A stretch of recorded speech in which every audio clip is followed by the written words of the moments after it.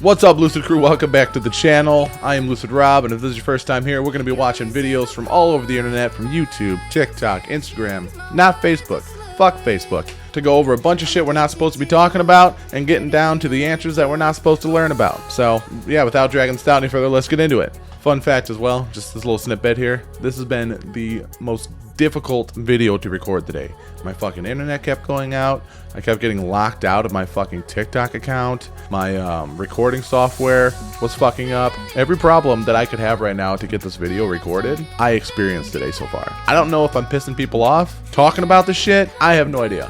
But if you're fucking watching or listening, FBI guy outside my house in a van, I'm just doing this shit for fun. I'm not trying to fucking overthrow the government or take over the world. So can you please let me record my goddamn videos and learn some fucking crazy conspiracy theory shit? Thank you. Face, fingerprints, everything.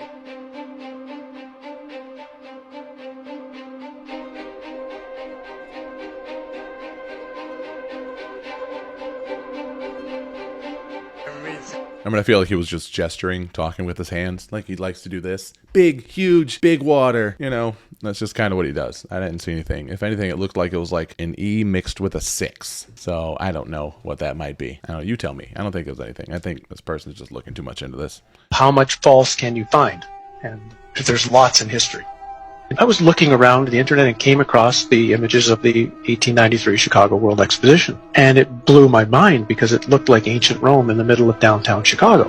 And as I looked at it further, well, here's another one in Philadelphia, here's another one in St. Louis, in Buffalo, in San Francisco, and then as soon as they were done, they tore them all down and threw them in the garbage. That just told me there's something wrong with all of these. The story of the expositions is a gigantic lie. And I think it's so huge of a lie because I think they're right at a bridge point when so many things about the 1800s that seem strange and weird, right as this sort of period ends of unbelievable strangeness, and all of a sudden these fairs spring up all over the world with impossible buildings we're talking about, which are colossal structures. Chicago built 700 acres of fair in supposedly less than 2 years.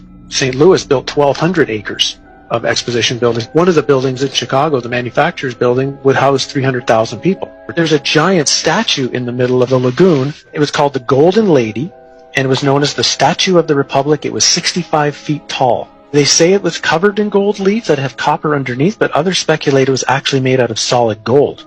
So you're talking 65 foot high, potentially solid gold statue. We're talking giant structures and looking like ancient Rome with towers and domes and columns and the most fine, ornate pieces to them in these record, unbelievable times. Then as soon as they're done, chuck them in the garbage. Like Jackson Park is a swamp.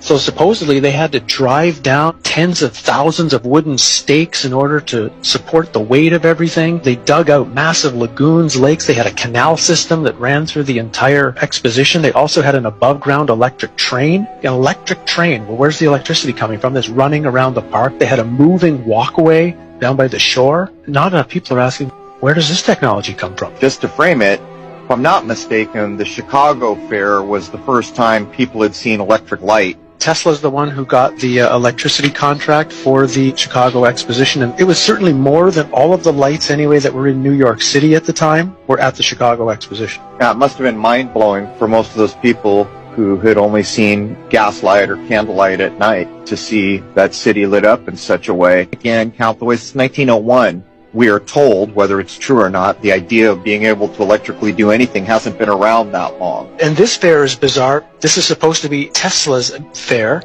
where he managed to somehow move electricity from Niagara Falls to Buffalo for the fair. No one's really explained how he actually did that. And at the middle of the fair is a 395-foot-high electrical tower, on top of which, of course, is a female golden statue called the Goddess of Light. And this thing was lit up by, some suggest, 500,000 electric light bulbs. Again, when you look at the photos of this thing, it's just, where do they really get the power from? I mean, think of what it would take today if you had a place with no electricity and no way to pipe it in, the generators that would have to be built.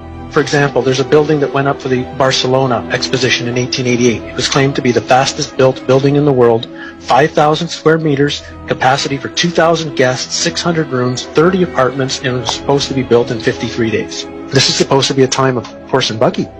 The 2-year building times are actually impossible unless the two most likely theories would be either A, they had a technology that they're not supposed to have, and it really was built in that time frame. Even if they built them, they had to build them out of marble and stone in record time. Or if the buildings were already there, they'd been there for hundreds or thousands of years, fixed up, refurbished, repainted, hence the term whitewashed, which is the term that was used for the Chicago Exposition, which was paint all the buildings with this brand new spray paint that they had just developed to spray paint all the buildings in record time, so you couldn't tell if anything was old or anything was new. How long did these things tend to stay open? When they built these things, supposedly over 2 years, which is the narrative, how long were they there for? About 6 months. 6 months for the public to come. And then what was amazing, for example, in St. Louis, 2 days after the fair ended, they brought in a demolition team from Chicago with explosives and blew the thing up. They actually used dynamite to blow it up, and they say threw it in landfills. Things like the World Fairs shows there was a time in our past, and even not that far in our past, where humans seemed to be at a completely higher level. Human living and human knowledge were constructed into the buildings using cymatics, using sacred geometry. These fairs, they're so important to study because the history that we know right now as history was invented at the time these fairs were going on. One of their underlying nefarious purposes was to teach a historical narrative to the population that they were supposed to believe and agree with. And scarily, the world we're walking into today is in some way, has its origins during the time of these fairs. That's actually pretty disappointing and pretty sad, assuming this is true. I mean, dude, I don't know. I talk about this quite a bit, but like the thing that upsets me the most is destroying history. Like when like terrorist groups destroy ancient holy places because it goes against their beliefs, or just abolishing something because you don't agree with it. I don't know, it's just upsetting. And as well is like I love traveling and I love seeing ancient shit. Like I love witnessing history in person. Like Ireland, it's a beautiful country, but the thing that appealed to me the most, other than the people just being very kind and the Guinness being amazing, is, you know, all the old architecture, all the old castles and buildings and chapels. Like amazing, dude. That's just so unfortunate that we don't get to see this stuff, these amazing buildings, and that we have to go to like Greece or Italy to witness a small little like portion of these kinds of buildings and that were available to us. But why would they just keep like little pieces of these amazing buildings and structures in like Italy and Greece and not just let them stand up everywhere? And I don't understand that part. What was Iraq actually hiding? There's a theory that the U.S. stayed in Iraq for over a decade after it was liberated. Not because of oil, but something way more powerful. In the 1920s, a British explorer discovered what was thought to be the oldest known Stargate in the world, located at what is known today as the Great Ziggurat. However, in the 1980s, Saddam Hussein fortified the ancient complex in an attempt to keep people from finding what was hidden inside.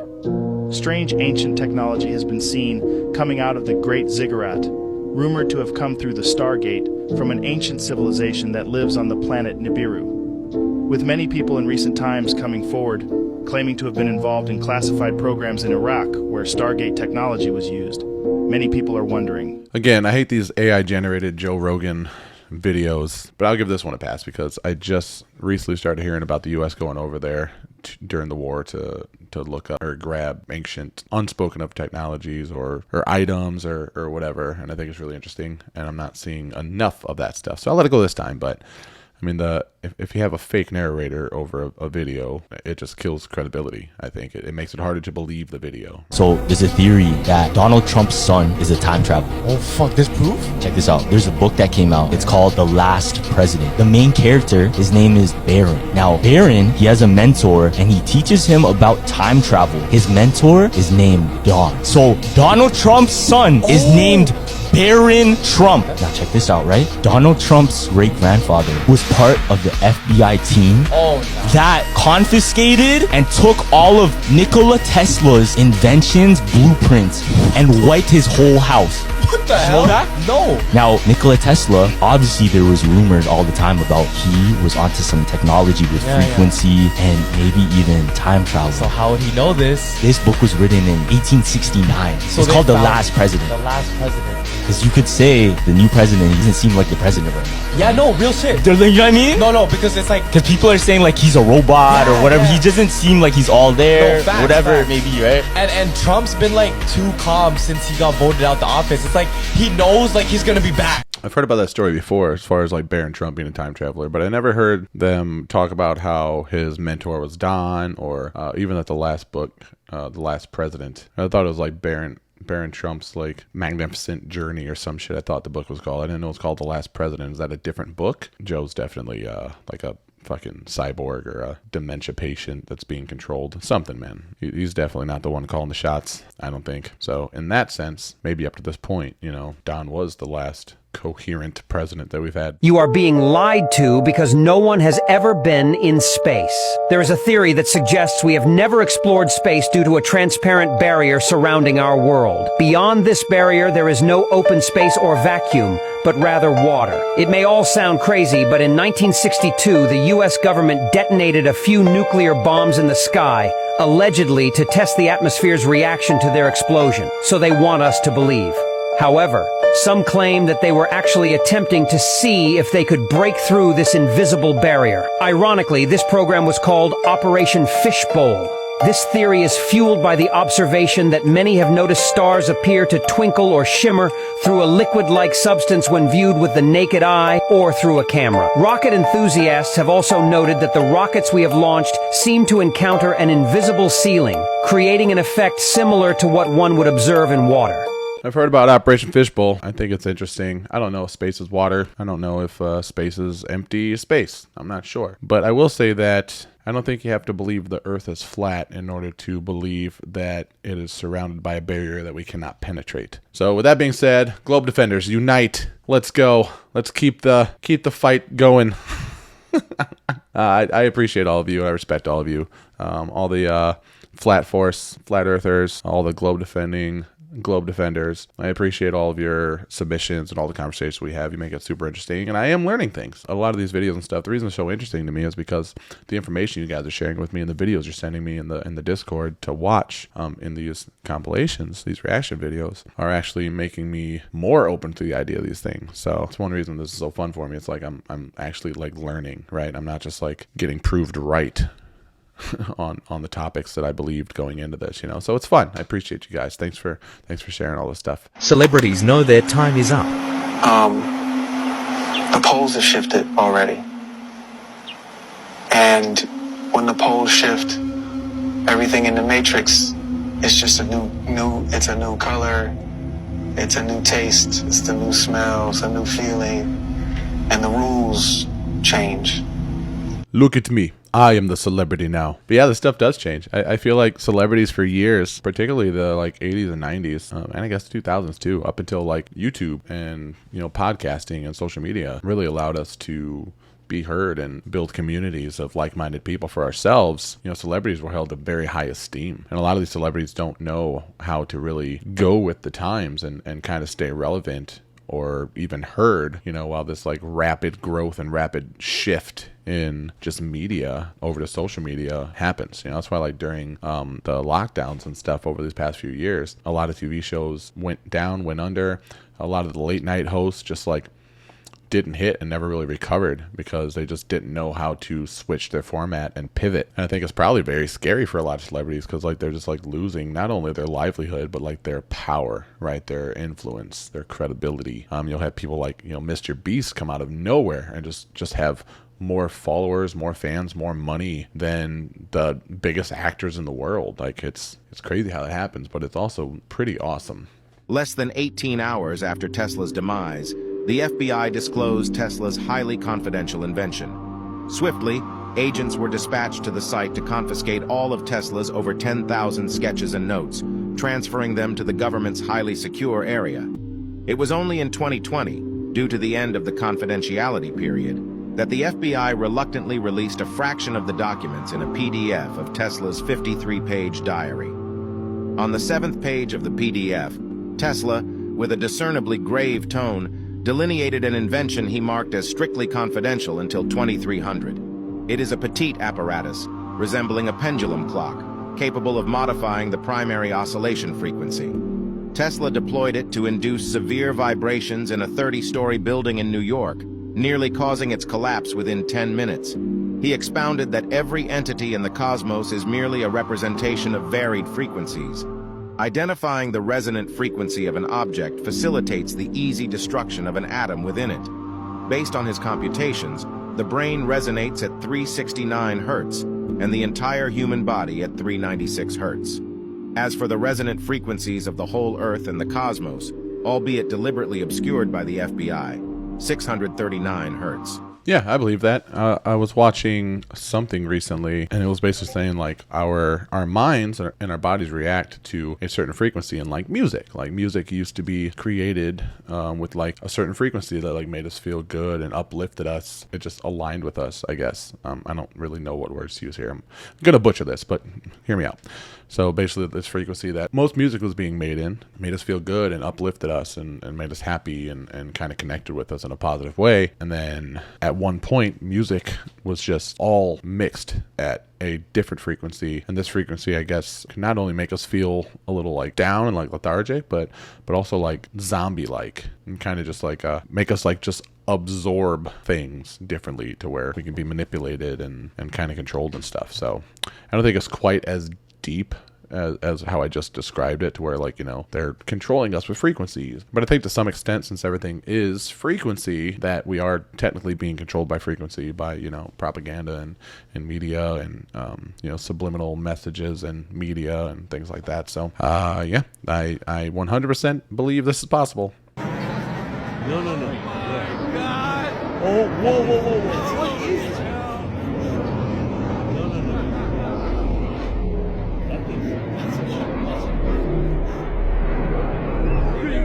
I got it all, yeah.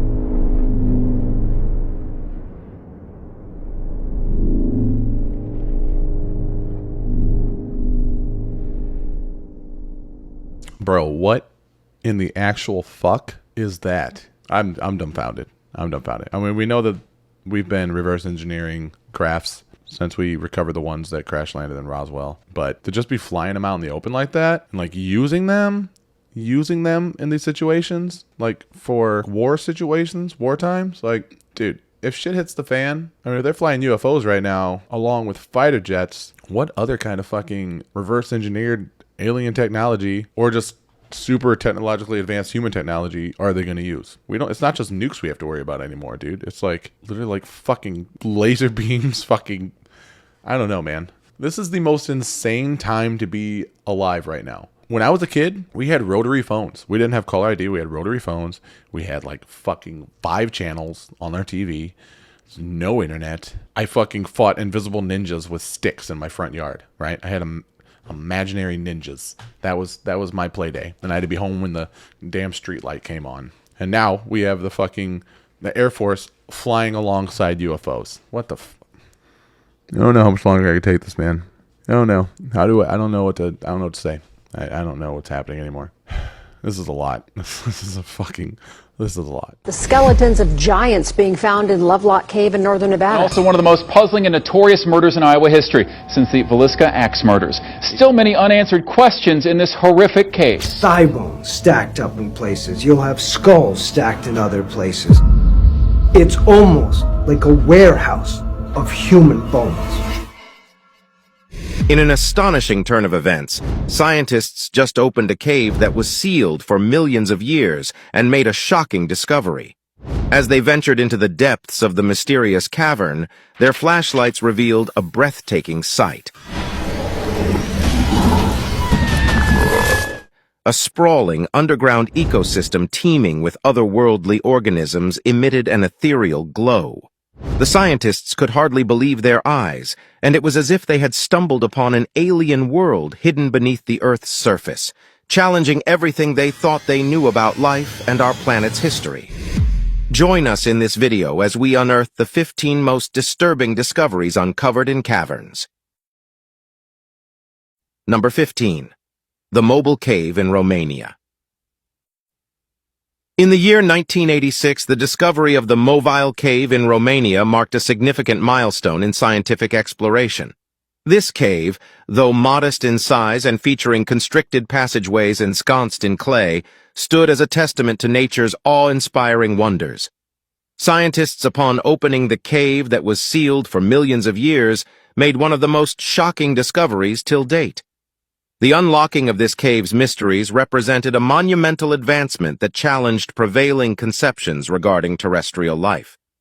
For an extended duration, the Mobile Cave remained hermetically sealed from the external environment, resulting in a dearth of fresh air and the creation of a noxious atmosphere. Remarkably, within these inhospitable confines, novel life forms manifested and flourished. A staggering tally of 48 distinct species was unveiled by diligent scientists, encompassing a diverse array including spiders, scorpions, and centipedes. Most intriguingly, 33 of these species existed exclusively within the confines of the Mobile Cave. The enigma surrounding the survival of these organisms within the cave's toxic milieu prompted profound contemplation among experts. It was ultimately revealed that these creatures had harnessed a process termed chemosynthesis, akin to photosynthesis in plants. This process transformed harmful gases into food for bacteria, which formed the basis of the cave's food chain. Smaller creatures in the cave depended on these bacteria for food, while larger animals like worms, shrimp, spiders, and scorpions preyed on the smaller ones. This intricate cycle created a self-sustaining ecosystem, allowing life to thrive in the cave. Scientists are fascinated by this discovery because we're not sure how these creatures originally got into the cave. It's believed that the bacteria have been there for more than 5 million years, and the animals might have entered through an opening that later closed. Faced with these challenges, these animals adapted and evolved to survive with limited resources, showing the incredible resilience of life. Number 14. The Cave of the Cannibals. In 2016, a group of daring archaeologists ventured deep into the heart of a Belgian cave, never expecting the spine-chilling discovery that awaited them.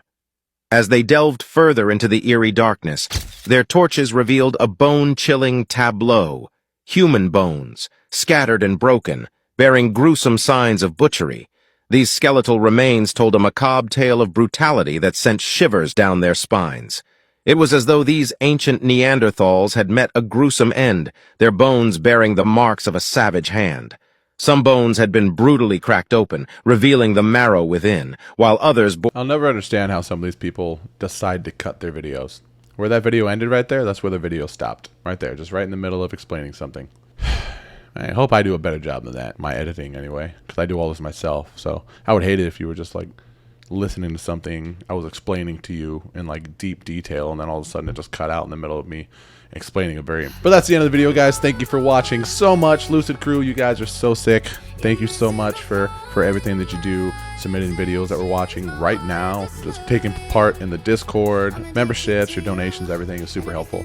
If this is your first time watching, you're still watching, thank you. Thank you for sitting through the outro here. I appreciate it. You obviously like what you saw, so please consider liking, subscribing, joining us in the Discord, or just showing your support for the channel one way or another. I do these videos every day right now. I'm gonna try to keep that up for as long as I can. I'm a month strong right now, baby, but it is getting harder and harder to find good content. So if you could send me some videos in the Discord, something that you're interested in, something I covered that you want to see more of, something I didn't cover and you want to see me do, just submit in the Discord and I would love you forever. And it will show up in one of these videos, I promise you, so long as the format works. TikTok and YouTube Shorts work the best. So thank you for that. And until next time, thanks, Lucid Crew. Love you guys. Peace out.